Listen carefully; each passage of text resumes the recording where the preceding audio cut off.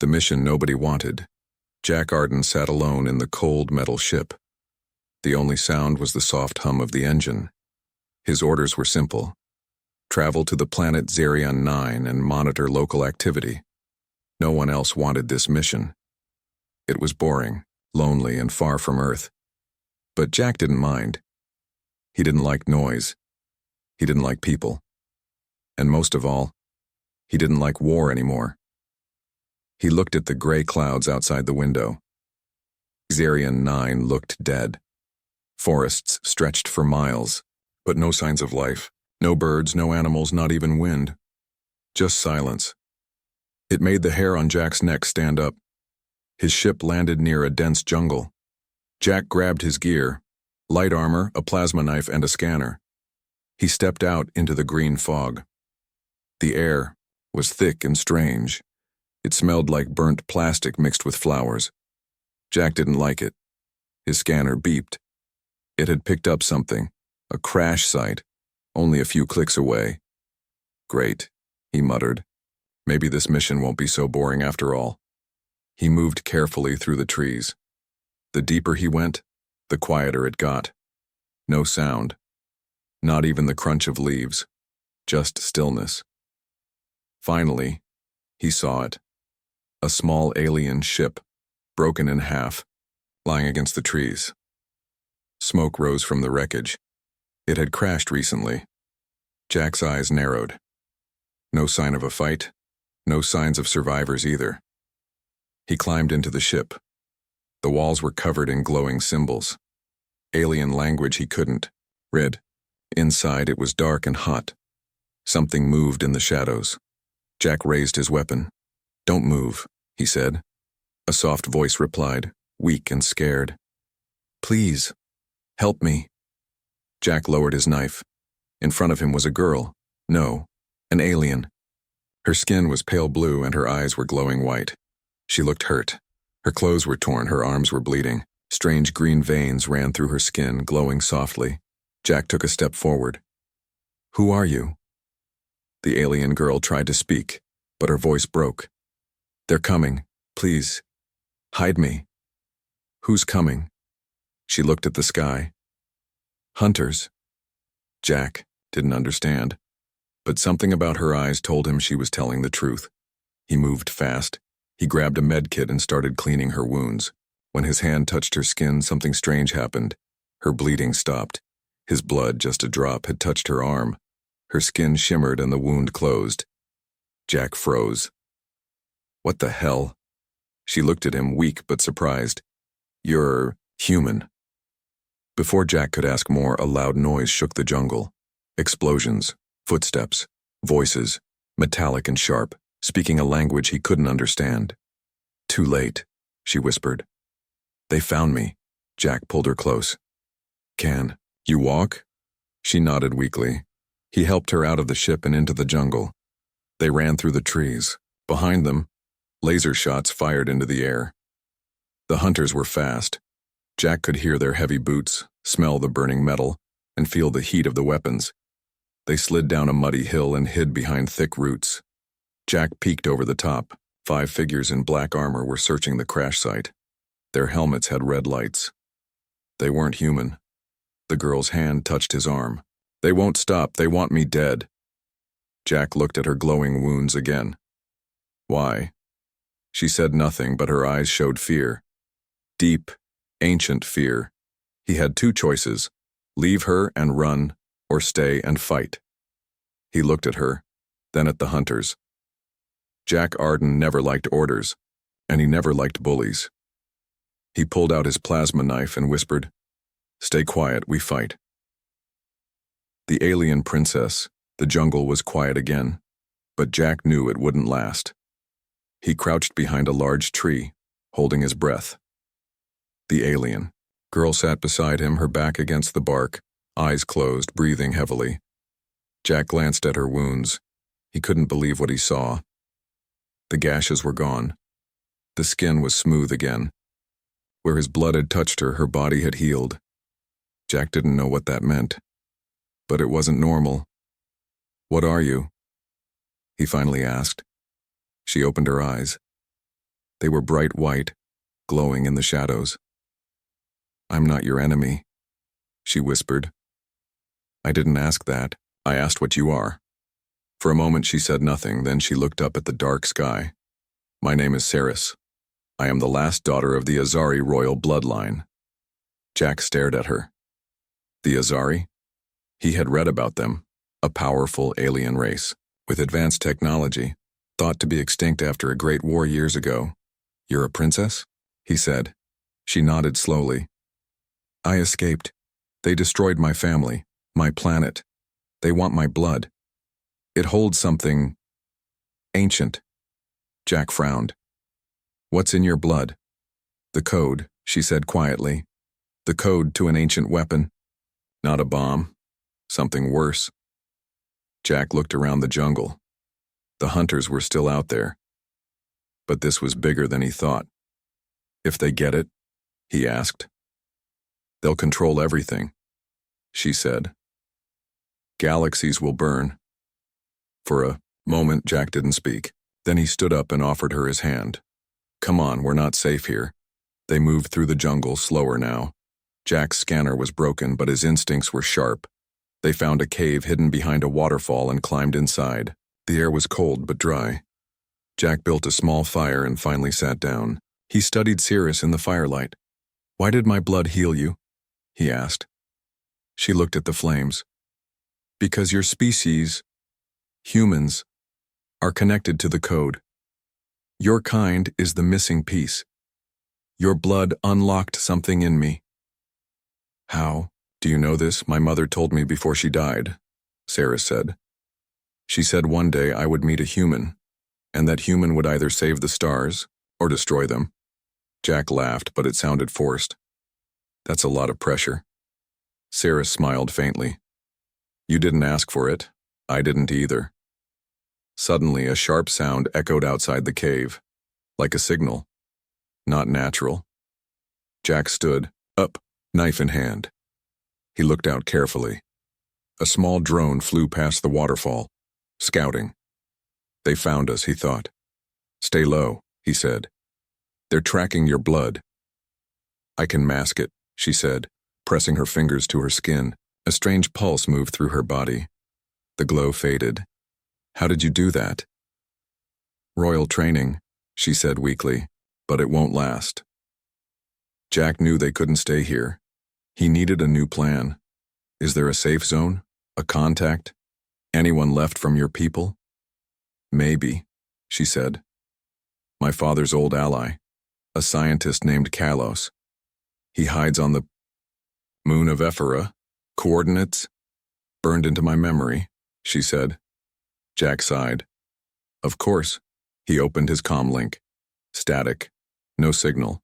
The hunters were jamming everything. They had only one choice: travel on foot to his hidden escape pod, buried 5 kilometers west. But that meant moving through hostile territory. Jack looked at her. "Can you move?" She nodded, but her face was pale. The healing had taken her strength. As they stepped out of the cave, Jack's mind raced. He had no reason to risk his life for her. But something about her eyes, her voice, something inside him said this mattered. They were halfway through the forest when it happened. A sharp whir in the air. A flash of red light. Jack pushed Saris down and rolled to the side. A hunter drone fired again, just missing his head. Jack threw his knife. Direct hit. The drone exploded in the trees. But the shot had done its job. It gave away their position. From the distance, a heavy thud echoed. Metal boots, coming fast. Jack grabbed Saris's hand. "Run!" They sprinted through the trees. Behind them, fire rained down from above. One beam hit the ground near them, blasting dirt into the air. Jack shielded Saris with his body. "We're not going to make it," she gasped. Jack's eyes narrowed. "Yes, we are." They burst out of the forest into a wide field.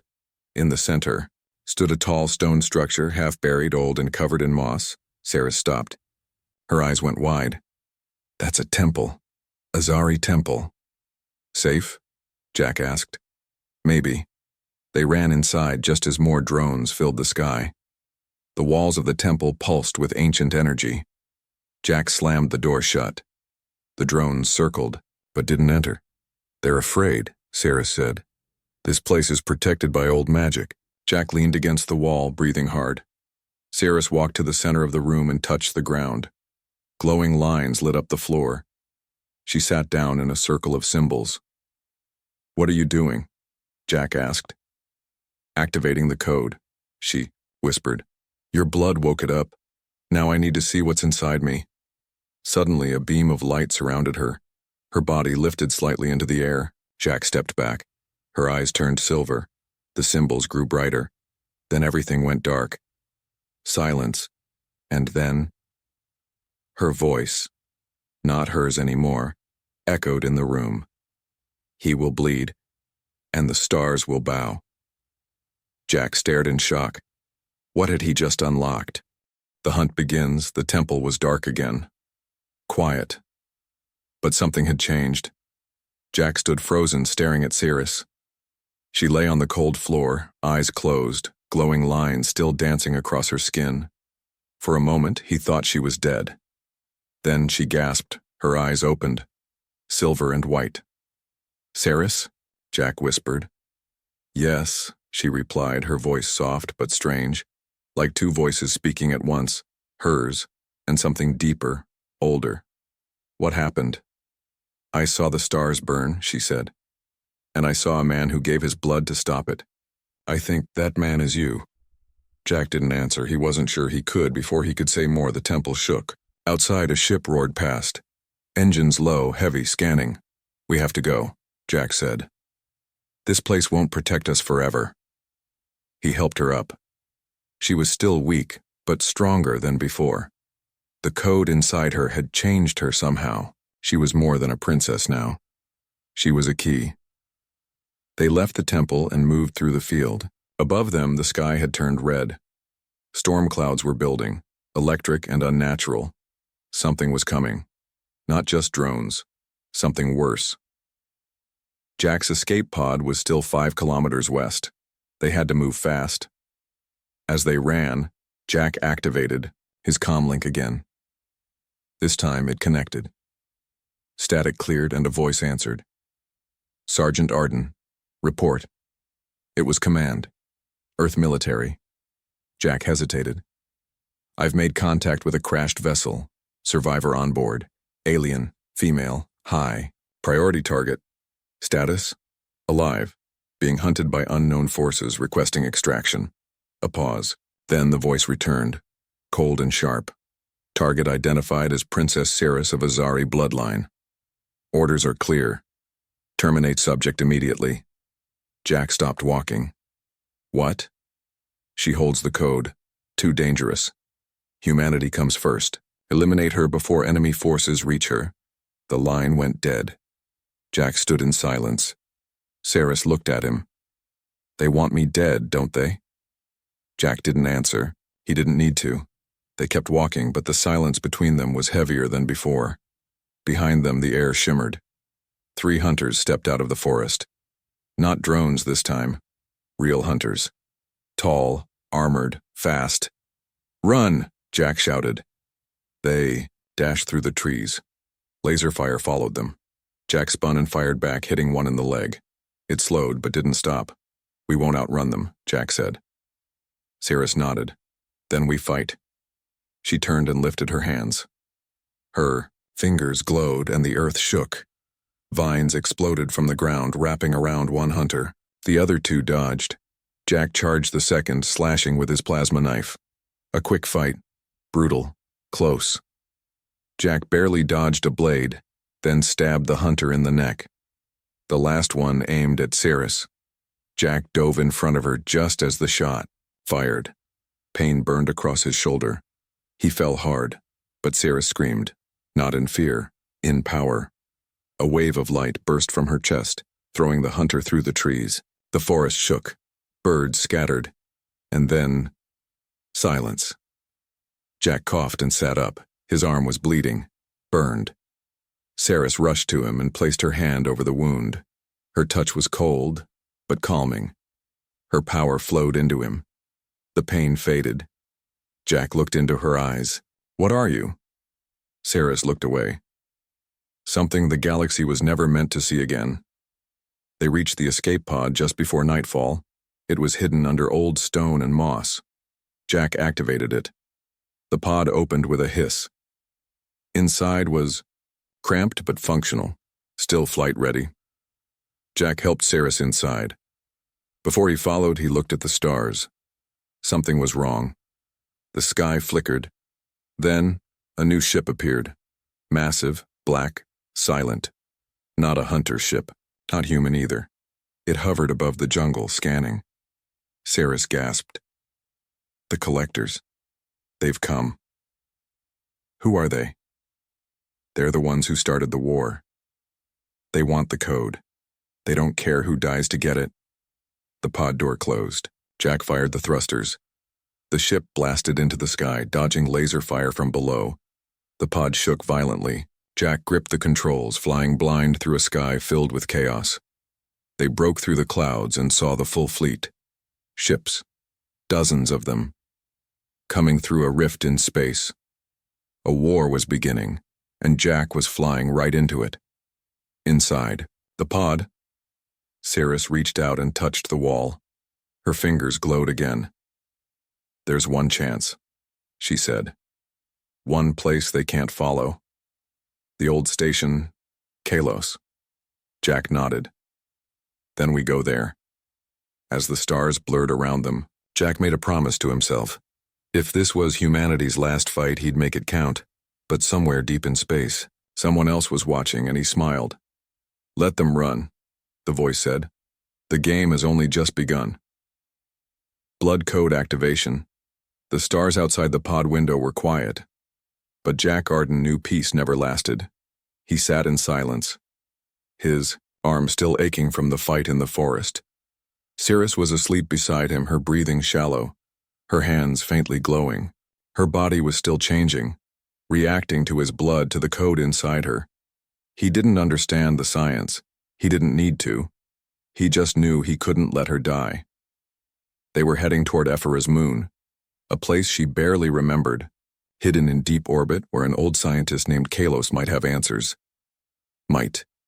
Jack didn't trust maybes anymore.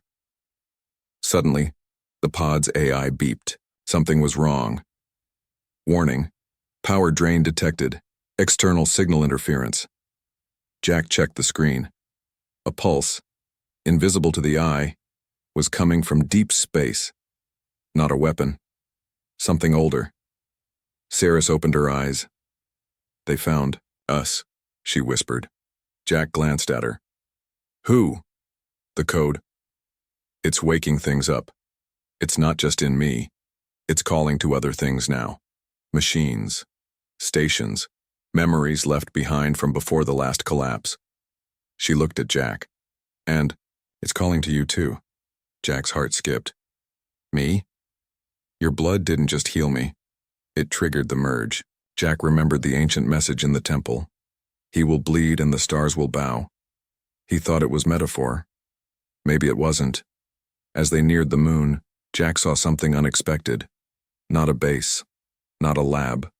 A station. Huge, floating, just behind the shadow of the moon. Silent, covered in alien markings, shaped like a ring with a glowing center. Half alive. That wasn't there before, Jack said. It was buried in time, Saris said, hidden until the code awoke. The pod docked automatically. Doors hissed open. They stepped into the dark corridor of the ring station. Lights flickered on as they walked. Something deep inside recognized them. A voice spoke, smooth and echoing. Human. Detected. Azari blood detected. Activation begins. The floor shifted. Symbols lit up. Walls opened. They entered a chamber filled with floating crystals, pulsing like hearts. In the center was a platform, and on that platform, a chair. Sarah stepped forward, almost drawn by force. This is where the merge completes, she said. What happens when it does? Jack asked. I don't know. But once it begins, we can't stop it. Before Jack could speak, The station sealed the door behind them. The crystals floated toward him, scanning his body. He felt heat, then pain, like something pulling his memories, his energy, even his soul. Saris cried out. Her body lifted into the air, the glowing marks on her skin now burning bright blue. Then something happened Jack didn't expect. He saw her past, not through words, through vision, through feeling. He saw a palace burning, a throne room, a woman screaming, Saris's mother, a man torn apart by machines, her father. He saw the collectors, cold, empty, not creatures, but a virus with ships, and he saw something more, Earth, destroyed. But in that vision, one man stood against the fire. He held a blade made of light and shadow, and in his hands, his own blood, glowing like a weapon. He saw himself. Jack stumbled. Back, what is this? He asked. The voice returned. The code chose you. Human blood was the missing cipher. Without you, she is only memory. With you, she becomes the weapon and the cure. Saris collapsed onto the platform, gasping. Jack rushed to her. Her pulse was fast, too fast. Her eyes glowed. But tears ran down her face. It hurts, she whispered. Everything hurts. The code, but it wants everything. What do I do? Jack asked. A panel opened on the wall. Inside, a small blade made of crystal and wire. Merge fully. Give blood. Give choice. Jack took the blade. His hand shook. What happens if I do this? He asked. Saris looked at him. Her voice, weak but clear. Either I live and we fight together, or I burn and take everything with me. Jack didn't hesitate. He sliced his palm. Blood, red at first, turned gold. It dripped onto her chest. The station reacted instantly. The floor cracked. The crystals exploded with light. Saris screamed, not in pain now, but in power. Her body lifted. Her skin shone like fire. The marks on her arms expanded, glowing symbols wrapping around her. Her hair floated. Her voice changed. Jack, she whispered, I remember now. You're not just a soldier. He blinked. What? You're the echo, the last echo of the Guardian line. Your blood isn't just human, it's ancient. Outside the station, the fleet of the collectors closed in. Their weapons charged. Jack looked up. Can you stop them? Saris floated above the platform now, her eyes glowing like suns. No, she said. But now, we can. The betrayal. The station was still glowing when Jack opened his eyes. He was lying on the cold floor, his hand still bleeding from the merge. The air smelled like smoke and ozone, like a storm had passed through something sacred. Above him, Saris floated gently down from the platform. She didn't touch the ground. She hovered, radiant, her skin covered in golden light and blue marks that pulsed like a second heartbeat. Jack sat up, staring at her. Saris, are you still you? She turned her head slowly. Her eyes, now twin stars, blinked once, twice, and softened. Yes, she said. But now, I remember everything. Jack didn't know whether to feel relieved or terrified. He stood up, still weak, and helped her down. The chamber was quiet. The floating crystals were dim now, like candles after a storm. Jack opened the station's comm panel. We need to contact Kalos. Saris nodded. He's the only one who knows how to use what's inside me, without killing me. Jack didn't like the sound of that. They launched a distress beacon. Within minutes, a signal returned. Scrambled, encrypted, but human. This is Dr. Kalos. Transmitting coordinates. Station Helix 5, orbiting planet Nemra. Jack plotted the course and launched the ship. For the first time in days, they had direction, but not safety. The ship docked at Station Helix 5 12 hours later. Unlike the ancient ring, this place was modern. Cold metal, human architecture, flickering lights. It floated like a corpse in space, half dead, half forgotten. As they entered, Jack kept his hand close to his sidearm. Something about this place felt Off. They met Kalos in the central lab. An old man with a cybernetic eye and long gray coat. His face was tired but sharp. "Saris," he said, surprised. "You made it." "Not alone," she replied, nodding to Jack. Kalos looked at Jack with interest. "So this is the human who activated the code. Interesting." He scanned Jack's blood with a handheld device and his eyes widened. You carry Guardian strain markers. Impossible.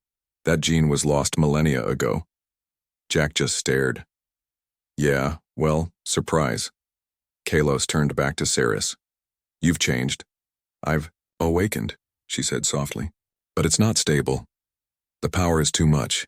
It's tearing me apart." "Then we have to begin immediately," Kalos said.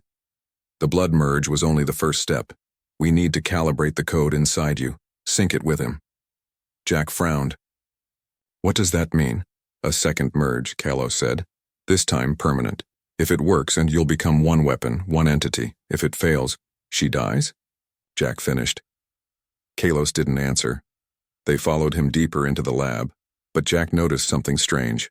No guards, no staff, just machines. And silence. Too much silence. They entered a glass chamber. Kalos began attaching wires to Saris, who lay down in a glowing cradle. Jack stayed close, but his instincts screamed. Something was wrong. Then he heard it.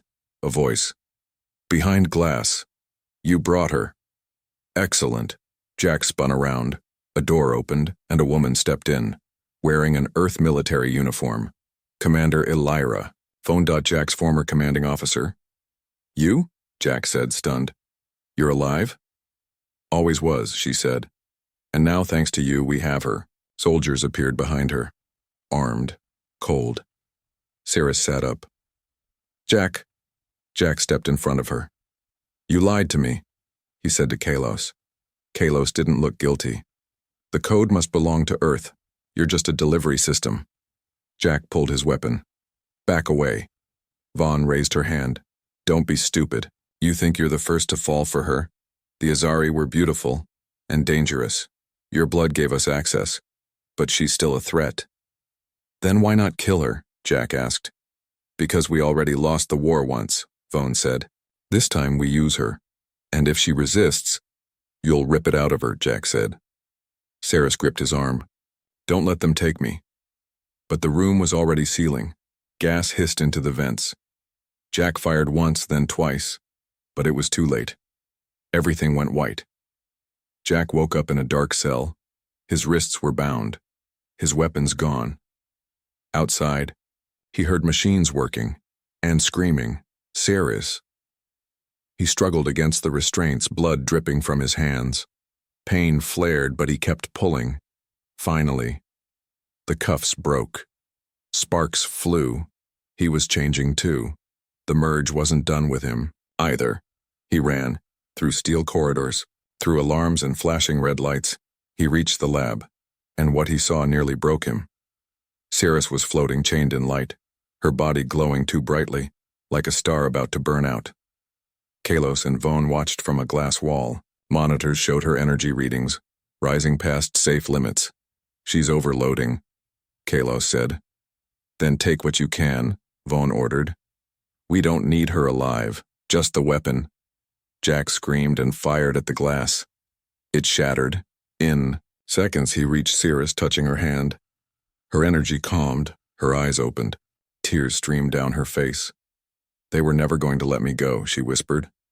"I know," Jack said, "but I'm not afraid anymore." She reached into his chest, not physically, but with the light from her hand, and he let her in. The merge completed, not forced, but chosen. The lab exploded in light. Everything vanished. One man wore the station was burning. Alarms screamed across the halls of Helix 5. Walls cracked. Sparks fell from the ceiling like lightning from a dying sky. Soldiers ran in every direction, shouting into dead comms, confused and afraid. Something had gone wrong. No. Someone. Jack Arden had broken loose. He walked through fire. His eyes burned gold now. Not naturally, but because of her. The last Trace of the code still flowed through him like a second bloodstream.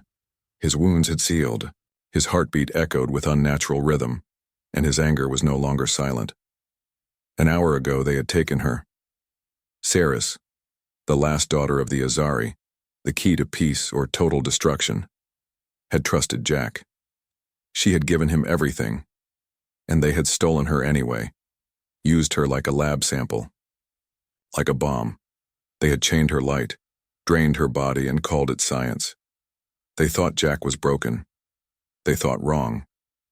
The first soldier never saw it coming. Jack moved like a shadow through steam-filled corridors. One strike. Fast, quiet. The man dropped. He didn't use a gun anymore.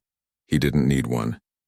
His hands, strengthened by the merge, cracked steel like bone. His reflexes were faster than human, more than soldier, not quite alien. He was becoming something else. The second squad fell harder. Jack lured them into a sealed corridor, then locked the bulkhead and flooded it with anti-gravity gas. 5 seconds later, their bodies floated, helpless. He walked through them. He wasn't showing off. He was on a mission. Meanwhile, in the core chamber, Saris remained trapped. She hung suspended in the code cage, a device built to hold gods. Her body glowed with pulses of broken data. Her voice had gone quiet. They kept her in a sleep loop. She was alive, but fading. Outside the glass, Kalos was panicking. "The code is resisting," he shouted. "We can't extract the weapon without full psychic sync." Commander Vone was less concerned. "Then sync it," she snapped. "Use what's left of the human. He's still linked to her, isn't he?" Kalos shook his head. "The link's unstable. If he dies, she becomes volatile." Vone smiled coldly. "Then let him come." He did. Jack tore through 2 more levels of defense, kicking open sealed doors like they were cardboard. He took weapons as he moved: railguns, grenades, an exoblade that shimmered with alien light. One soldier managed to hit him. The bullet burned through his side. He kept walking. Pain was a background noise now. What hurt more was what they'd done to her. He reached the last chamber. The control room sat behind a glass wall, where Vaughn and Kalos watched Saris's light begin to fade. "Open it," Jack said. Vaughn didn't even flinch. "You're too late, Jack," she said calmly. "We've taken everything from her. And you? You were just a key." Jack stepped closer. "Maybe," he said. "But keys open doors." He raised his hand. The glass shattered, not from force, but from his voice. A shockwave of pure sound tore through the chamber. The code inside him, now awake, responded to her signal. Sarah stirred. Jack stepped into the lab.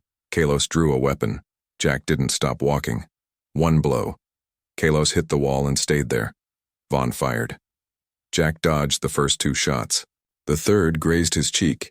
He didn't blink. He reached her, and instead of striking her down, he dropped the weapon. He looked at her.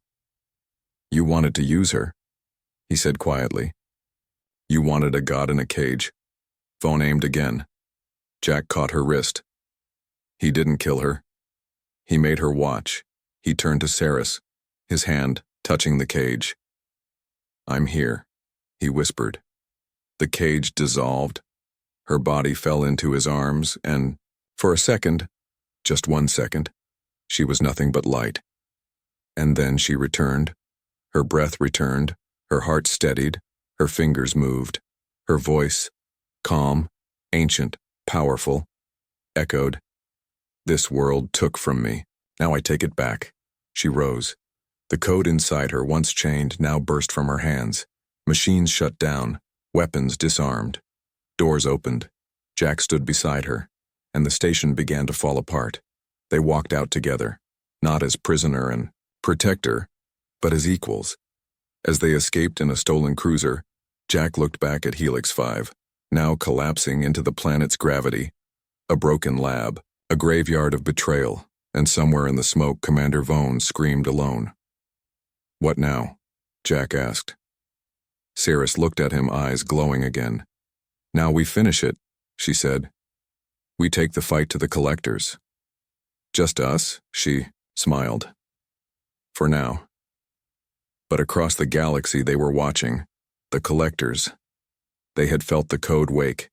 They had seen the merge complete, and they whispered to each other. The weapon is active, the human lives. Send the destroyers. The final choice, the galaxy held its breath. The collectors had arrived. Their ships came not with sound but with silence. Massive vessels shaped like bones and black glass, sliding through the void like shadows through water. They didn't speak. They didn't demand. They came to consume. Above the red skies of planet Tyrus, the last human cruiser floated alone. Inside, Jack Arden stood by the window, staring at the horizon, where warships gathered like a metal storm. Behind him, Cirrus knelt in a quiet trance. Her hands hovered above a glowing orb, the final activation core. Once used, it would awaken her full power, but not without cost. Jack had read the data. He'd listened to Kalos's final logs before Helix 5 was destroyed. The merge wasn't finished. For the weapon to stabilize, one last piece was needed. A final blood link. Total surrender of will. Not shared power, but a permanent bond. One life to fuel the code. Hers, or his. Cirrus opened her eyes. They're coming. 2 minutes, maybe less. Jack nodded. Then we do this now. She stood slowly, light dancing along her skin. She wasn't just a princess anymore, she was a beacon. Her voice carried weight now. When she spoke, even the ship seemed to listen. You don't have to do this, she said. There's still a chance I can activate the code on my own. Jack stepped closer. And burn alive doing it? She looked away. We have one shot, he said, and we do it together. He placed his hand on the orb. Her hand covered his. For a brief second, they stood there in silence, and then the stars blinked out. A collector ship appeared just outside the window, 1,000 times larger than their cruiser. Its hull cracked open like a mouth. You have what is ours, a voice said, inside their minds. Cold, sharp, ancient. Give us the code, or be unmade. Jack looked at Cirrus. We give them an answer. Cirrus nodded. They activated the orb. Pain hit instantly. Fire in the blood. Jack screamed, falling to his knees. His vision blurred. His bones screamed. His chest cracked open. Not from wounds, but from transformation. Cirrus tried to pull back, but he grabbed her hand. Don't stop, he whispered. This is the only way. Their memories collided. Jack saw her childhood in the Azari Palace. The fall, the fire, the betrayal. She saw him as a child on Earth, alone, orphaned by war, shaped by discipline, hardened by silence. They saw each other completely. And then, the code woke. The collector ship fired, but it never hit. The beam bent, curved, dissolved. Jack stood at the center of the bridge, floating slightly off the ground. His eyes now glowed like galaxies. His blood shimmered like liquid gold. His voice echoed with a resonance that didn't belong to any species. You wanted the code, he said. You forgot who gave it power. His body, half human, half Azari energy, pulsed once. The entire collector fleet stalled. Time warped. Cirrus hovered beside him. Not separate now, but joined.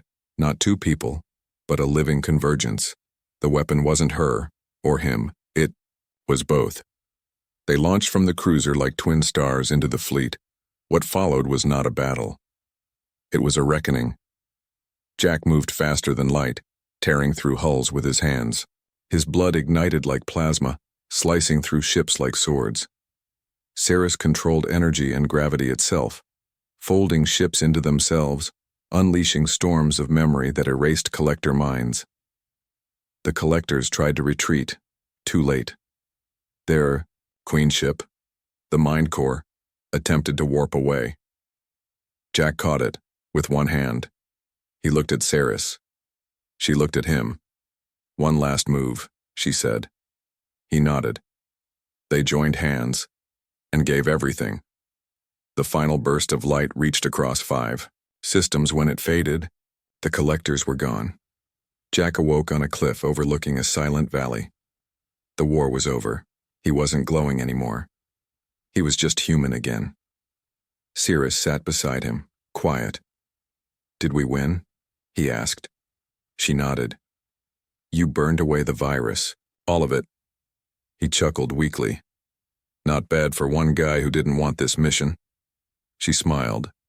A real smile. "They'll tell stories about you?" "About us," he corrected. She stood and looked at the sky.